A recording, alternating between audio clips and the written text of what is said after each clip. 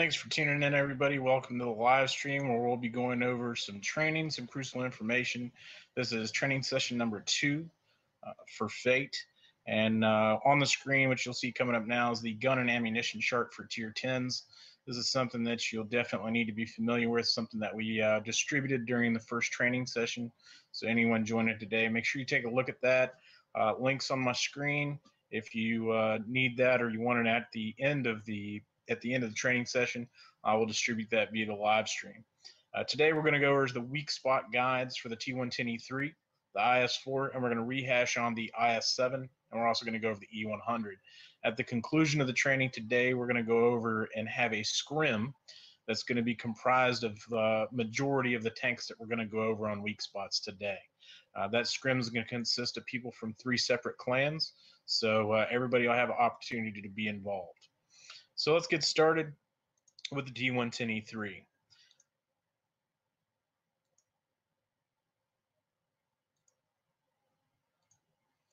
Okay, so the T110E3, as everybody knows, is a difficult tank to shoot from the front. There are a few areas on this tank that, if they expose itself, from the front, are going to be easier for you to penetrate with most Tier 10 guns. If you look at the lower glacis portion, you're going to see A3, which is an area, and that's going to be in the green shade, and A4 is also going to be in another green shade. So either one of those zones is viable to shoot a target. It's actually the softest point on the lower glacis. So everybody just get familiar with this real quick. Take a look at it. We're going to go into more detail in a minute. We'll also be looking at other sections of the tank.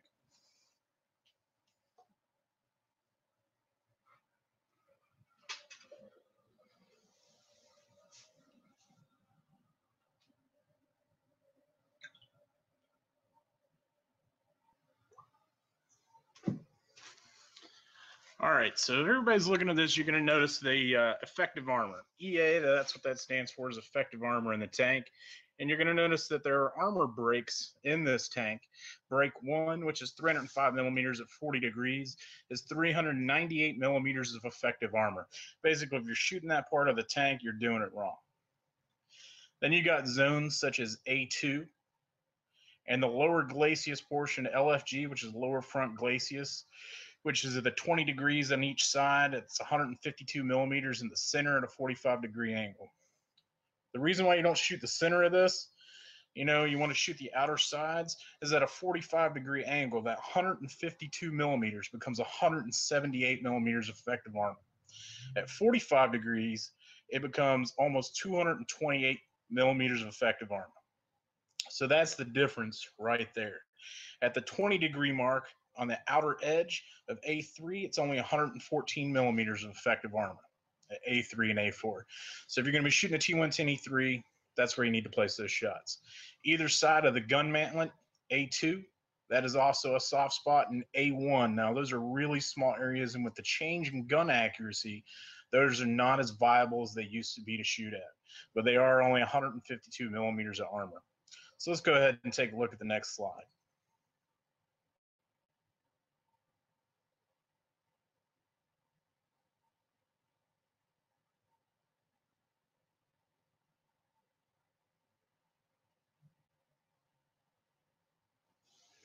If the next slide wants to come up. Okay, so everybody likes to shoot the weak spot at the top, but if you notice that T1 and T2, which is the actual area that you're firing at, is 356 millimeters effective armor. 356 millimeters. It's actually a tough spot to hit. What you actually want to hit is the lower portion of that right next to the top mantlet, and the upper portion, right after that T1 area. Okay, those are the thin spots. It's annotated as T4 on here. It is still 229 millimeters of effective armor. So keep that in mind when you're looking at your Tier 10 gun charts, that is still a strong spot on this tank. Now, better than that, even though it is a smaller area, and if you're using German guns or anything with high accuracy, the A4 area, or notated on there, is only 75 millimeters of armor. That's it. Almost any gun will pin that on the T110E3. It is the weakest point on the tank from the front. So if you're going to take a shot, that's actually where you want to place it rather than that back area everybody always shoots at. Because you got a lot bigger chance on the back end of ricochets versus if you hit A4, it's 100% chance of penetration with most guns. So keep that in mind. That's the only thing I really wanted to annotate here. The little hatches, the optical devices. Now each one of these modules has its own hit point value. So if you hit this, you'll get a penetration, but you may do no damage to the tank. You'll actually do module damage and it'll eat the rounds. So if you're trying to kill the tank, aim for A4 from the front if the lower glacis is not exposed. If the lower glacis is exposed from the previous slide, you want to shoot the same places that we discussed. Okay, so this is a unique feature about the T110E3. If you're looking at the LSH number 1, that is in yellow, that's 119 millimeters effective armor. What you need to know of this particular area is even though you penetrate the armor there, okay, you've still got the track to deal with, and the track will eat a shot. So you got to keep that in mind. So if you're going to shoot this tank, even though it's higher armor, you want to shoot the top mantlet from the side. So 176 millimeters effective armor, or the engine deck, which is 76 millimeters effective armor. If it's kind of angled at you a little bit, and you don't have a great shot, fire for the engine deck. You have a chance there to catch it on fire. So engine deck or the upper plate, because then you're doing what we call true damage. And true damage is when you're guaranteed to get a damaging shot every time. If you shoot it in the lower area, where you're going to hit track damage only. So anywhere where you see those in the purple, all the wheel area there, if you hit it anywhere in there, you're only going to damage the tracks. Okay, so that's a lot of those times when you track a target, it doesn't do any damage, you get frustrated. That's because you're shooting the lower portion of that tank. So you want to aim a little higher, that yellow bar, that green bar up there, it's 76 millimeters of armor. That's your upper USH up there. It says 76 millimeters, or the engine deck, which is also 76 millimeters. So either of those two areas are prime candidates for you to shoot at. The upper area, if you have to, on the turret, it's okay. It's a little more armor, so it's going to negate your shots a little bit more. But again, avoid the purple area of doing track damage. Mediums tend to do that a lot when they race around a TD. They'll shoot it in the track on the fly. Just pay attention to that. You want to aim a little high on this particular vehicle on the sides. And that'll avoid you doing less damage due to, shots keep getting eaten up in the tracks. So I'm going to go ahead and flip over now. If anybody has any questions in regards to the T110E3, you can go ahead and type those questions into the live stream, and I'll go ahead and respond to those in a moment.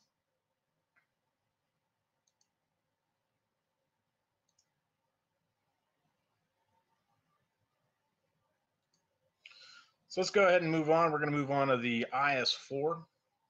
Now, as everybody knows, the IS-4 has always been a great tank at standoff range. It's not as good as a brawler as the IS-7 at close range, and it does have its weak points, which most people already know. Lower front glacis at 160 millimeters at a 40-degree angle is 209 millimeters effective armor. Most guns at tier 10 can pin that with no issue. However, if that tank's at an extreme angle, that can become close to 300 millimeters effective armor. You will not pin that lower glacis unless you have a high-end TD and you're firing gold rounds.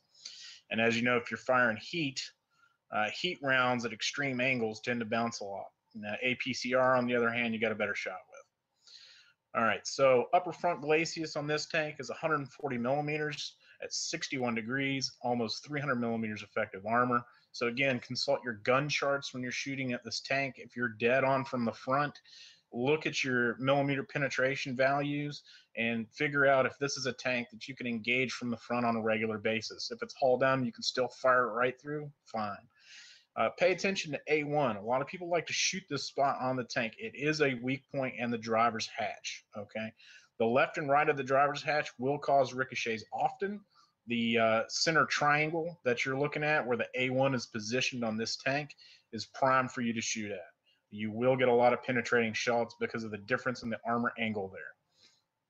One thing I want people pay attention to on this tank, if it's hulled down pretty far or at an extreme angle, if this turret turns to the left or right of you and the T1 zones become available, that's to the left and the right of the gun mantlet.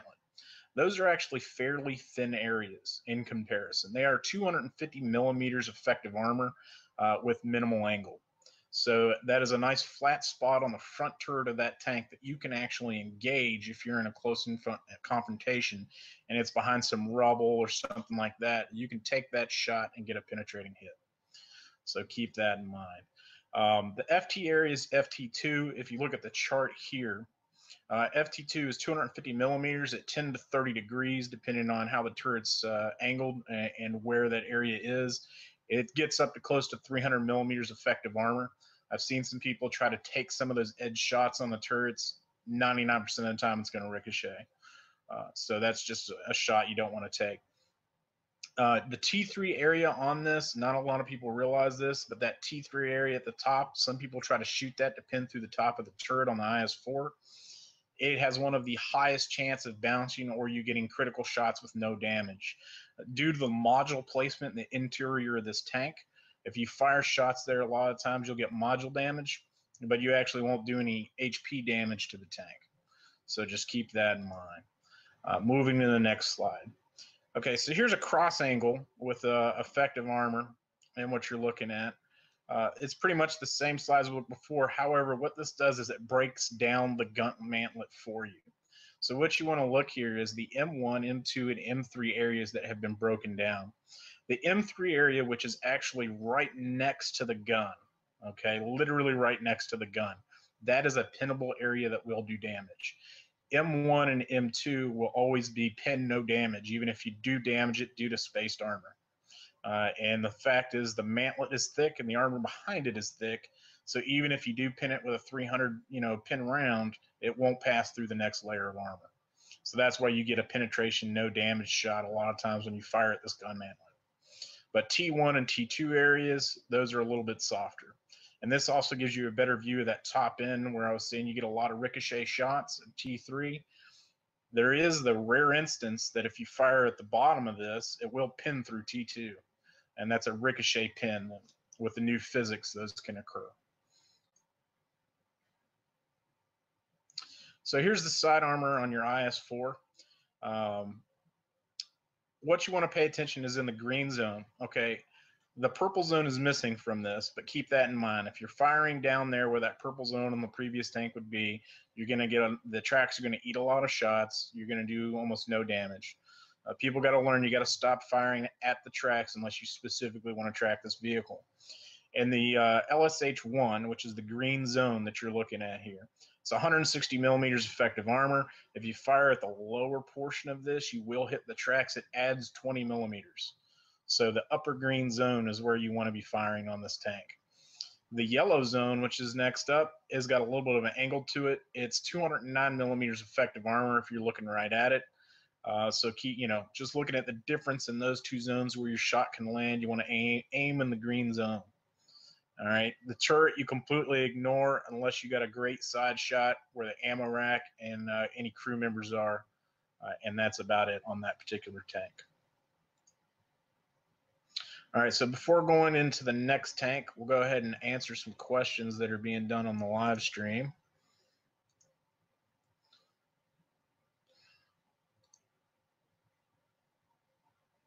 Okay, so you're asking the ammo rack location.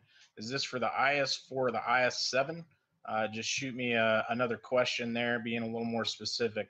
IS-7 ammo rack location, I can give you those real quick. Let me get back here. All right, so the T110E3 ammo rack location, this chassis is the same as the T110E5, also the T110E4.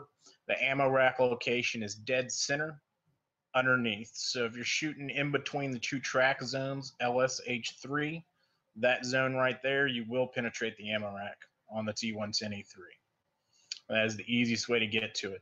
If you have a high caliber gun, such as a tank destroyer, and your round enters that portion of the tank, you can do 100% module damage to the ammo rack. It'll detonate on the first hit. So with that one done, let's go into the IS-4 real quick.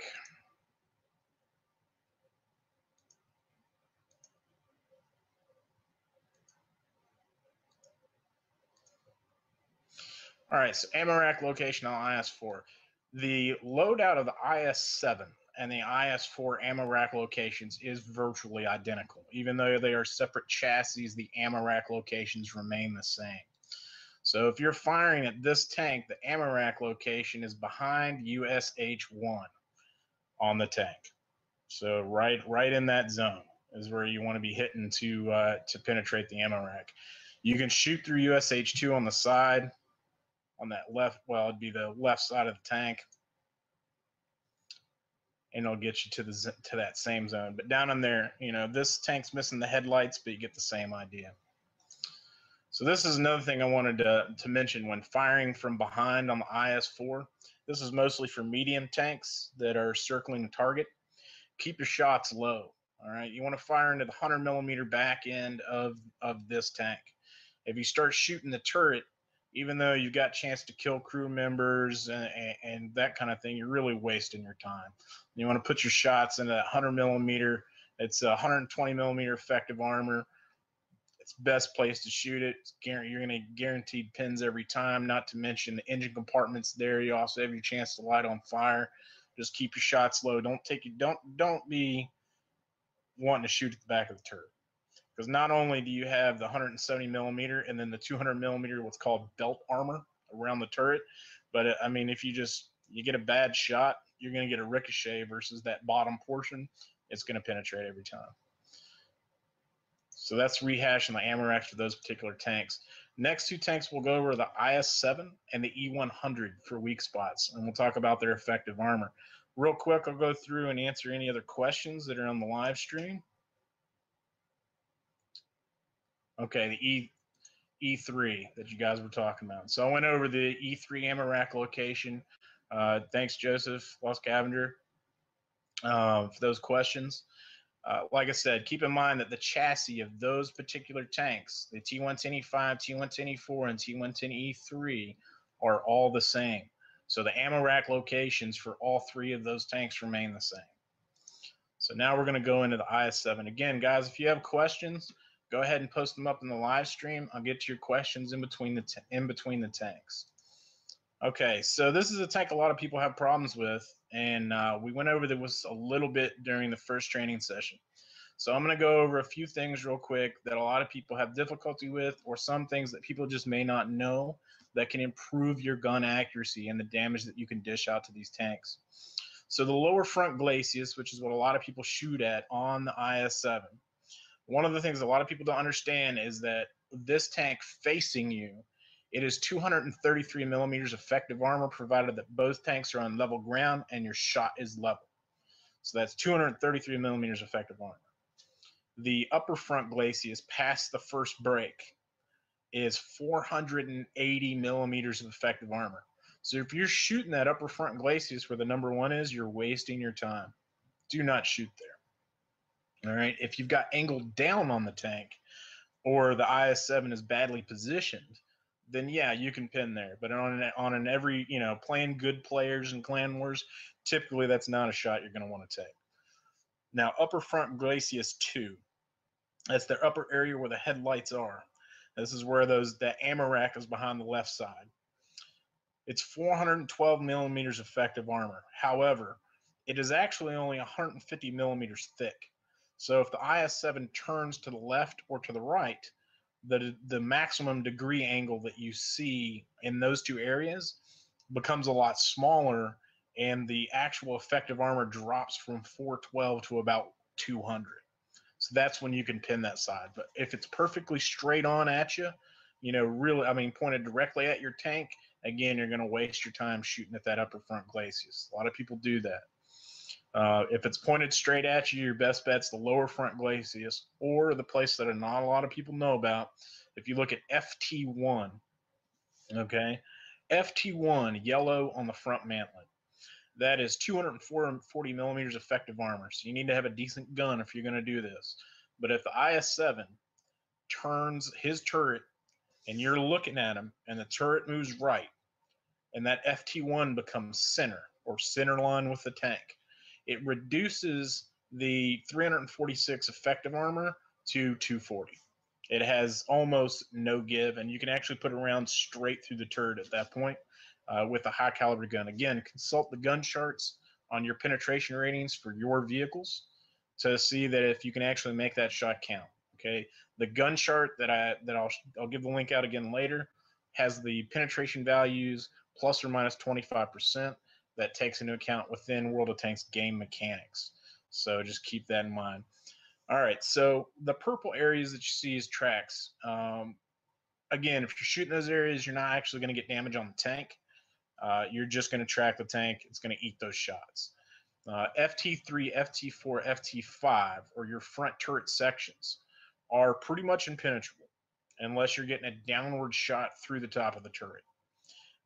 We'll go over the top of the tank in a minute in another slide.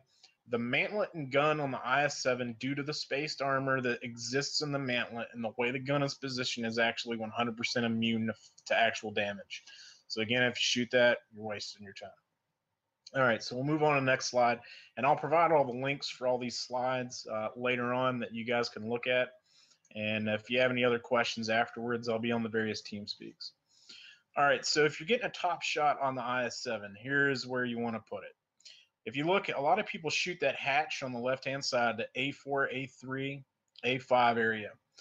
This is what I want you to know. That hatch has an effective armor of 545 millimeters and 826 millimeters at A5. It is literally impossible to pin. So if you're shooting that hatch, again, you're wasting your time. What you actually want to shoot at is A6 and A7.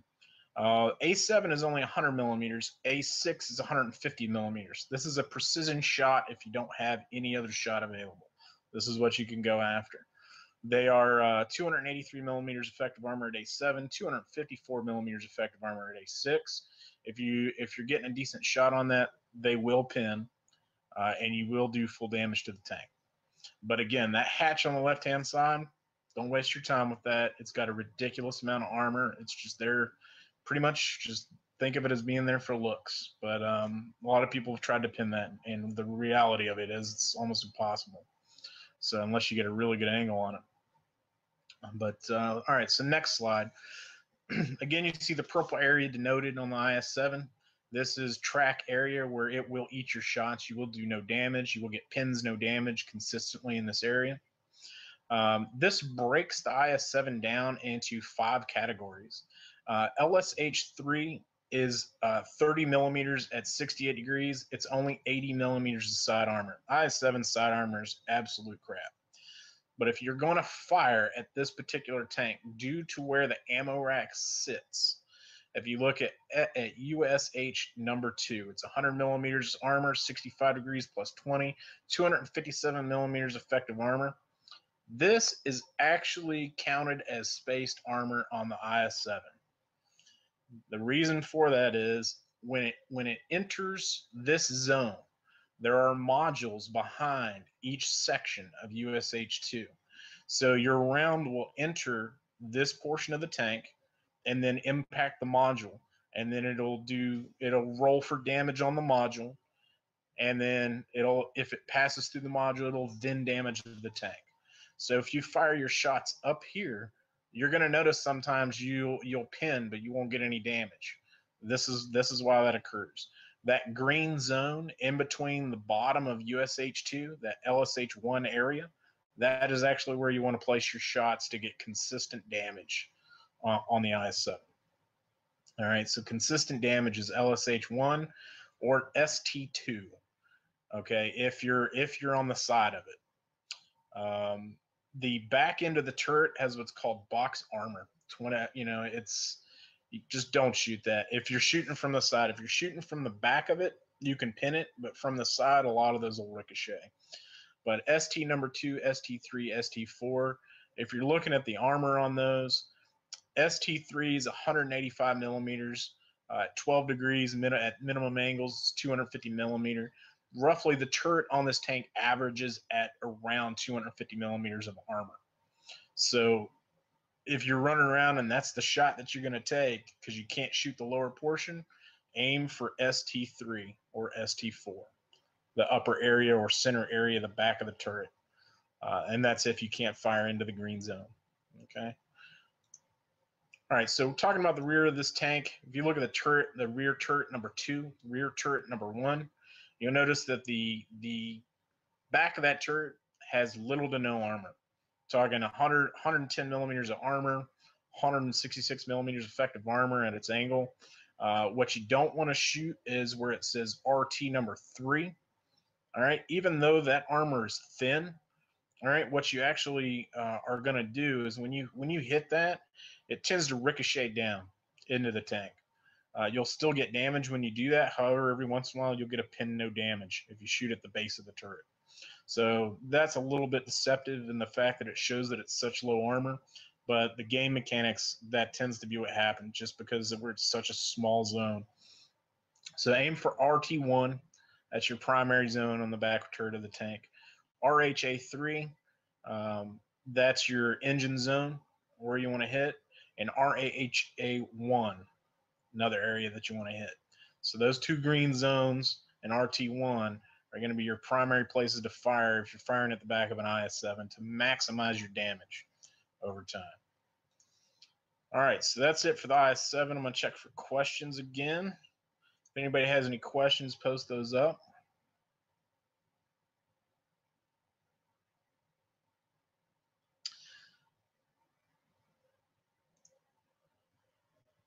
Okay, so this question is from Mary Incident. The right side of the IS-7 needed protected. If you're sitting in the IF-7, it's actually the left side that has the ammo rack. But what you want to do is on the IS-7, when you're side scraping in an IS-7 and you're backing up, a lot of people make the mistake of angling the IS-7, which then exposes the left side ammo rack. All right, so if you're looking at an IS-7, the ammo rack's on the right. If you're sitting in the IS-7, your ammo rack is on the left-hand side behind the headlight. Okay, so if you make the mistake of angling and then backing up to side scrape, you actually take that frontal armor, which we just discussed, and you take away its angle, okay, which makes it very easy to pin through, which is why you see a lot of IS-7s get ammo racked through the headlight. So when you're side scraping, you got to back straight up, and you don't want to you don't want to turn your great front armor into a weakness by allowing your enemy to be able to fire through that headlight. So if you angle your tank, you're actually, you're losing out. You're giving your enemy the benefit of giving them that great shot on that part of the tank. And so a lot of you IS-7 drivers that get ammo racked frequently, most likely, if you're side scraping, that is the reason why. So you have to stop doing that. It's one of those tanks where it's just, you got to play it differently. You want to back it straight up instead of having it at an angle when you're side scraping. It takes a little bit of practice, something you'll get used to. So next question, Ryan. Where is the ammo rack on the side of IS-7? So like I just explained, right behind the headlight. If you're in the tank on your left-hand side, if you're looking at the tank on the right-hand side, that's where that ammo rack sits. And like we just discussed with the side scraping, that's the primary reason a lot of people, IS-7 drivers, get ammo racked. Any other questions, you can feel free to put those in at this time. I'm going to go ahead and move on to the last weak spot tank, which everybody knows, and everybody knows where to shoot this tank. But we're going to go over it anyway because there's a few things some of you may not know. So the E100, everybody knows to shoot this tank in the lower front glacis. What people don't know is if it's staring at you in the face, its lower front glacis is a 233 millimeters effective armor. So again, check your gun charts, know where your guns fall in the tier 10s that you play, and know that if this tank angles at a 45-degree angle and you're still shooting it in the lower front glacis, you're probably not doing it right. Because at 233 millimeters effective armor at 50 degrees, if it angles at a 45-degree armor, it has 372 millimeters effective armor. So this tank will bounce, if it angles far enough. Now, the downside of the E100, if it does angle too far, it exposes a lot of other weak areas on the tank. So front face of the E100's turret is at 289 millimeters effective armor, that little 30 degrees there. It is pinnable with high pin guns. Gold rounds will go through the face of the E100 if it's perfectly, facing at you and not angled too much. Observation device at the top, also a good place to pin. What I wanted to note is if you see the yellow bar at the bottom, this is actually a very weak point on this tank, donated as A2. A lot of people will fire those shots in the cheeks of this tank. If you actually fire in that lower area, it's got that orange around it, you will pin that frequently. So, and it just tends to pin and do damage more often than the upper areas of this tank. Upper front glacis, just so everybody's aware, 400 millimeters effective armor. Good luck pinning that. Unless you got a Yagdpanzer Z100, you can do it. All right, so moving on in E100. This is the actual armor values with the different degrees for the E100s. Now, for E100 drivers, this is a slide that you're going to want to memorize, okay? Because this is telling you that your upper front glacis at 25-degree movement is 441 millimeters effective armor. At 35 degrees, 488. At 45 degrees, 566. And at that 45 degrees is it's 330. Okay, my bad. 330 degrees effective armor on the lower front glacis. So, and if you look at the others, this is just a great slide for any E100 driver to understand exactly how your armor is working based on the angles that you place your tank. And like I said, I'll give this out at the end of the session. But anybody driving an E100 who just got fed up with it, doesn't like the armor, take a look at this slide, take a look at your gun penetration ratings, play it again, and keep this information in mind when you do that. You're going to notice a lot different style of play once you start saying, okay, I'm coming up against, this tank who has this gun, it's this penetration rating. Okay, I need to angle my tank like this so I don't get pinned. That's basically the thought process that needs to be going through your head. And I'm not saying memorize the gun tables overnight because I don't expect anyone to do that.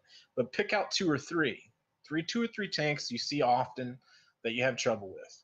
IS-4, IS-7, pick those out, take a look at them, and you'll understand more of the mechanics on how those guns operate. So let's move on. Next slide.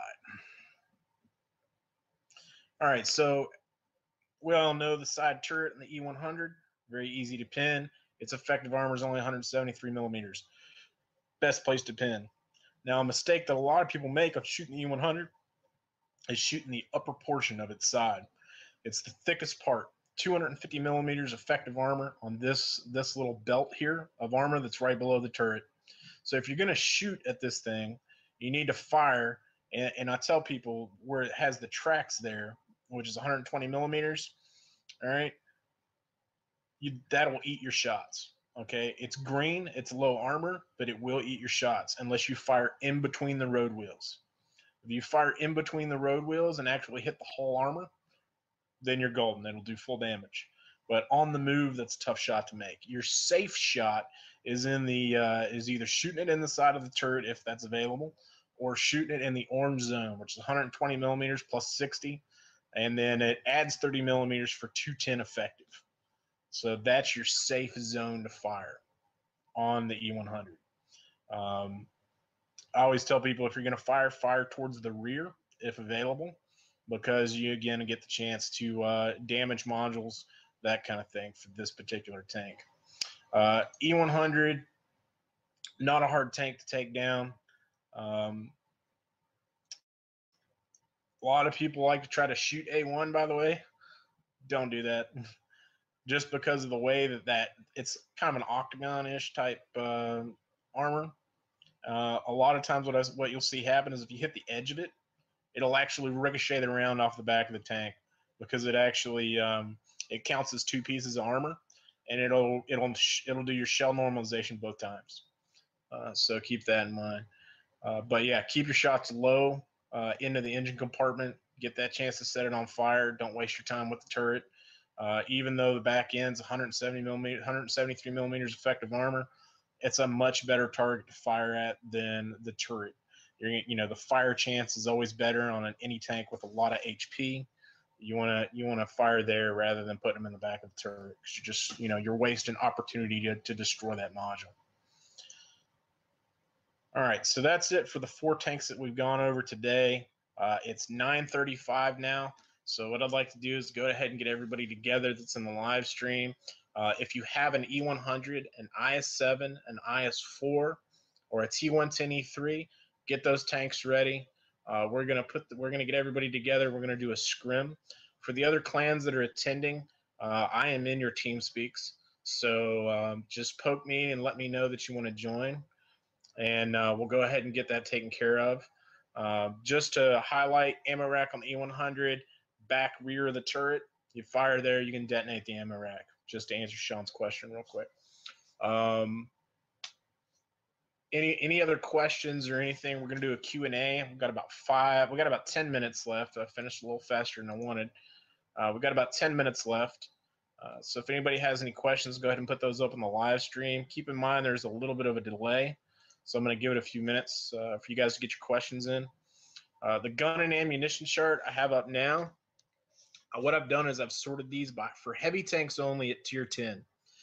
This chart is something that you want to become very familiar with, and what really matters is the from and to penetration ratings on these tanks, because whatever the base penetration is on any tank, when that tank fires, the game calculates that when that round impacts a target, its penetration, given the distance is short, will be plus or minus 25% of the value of the tank.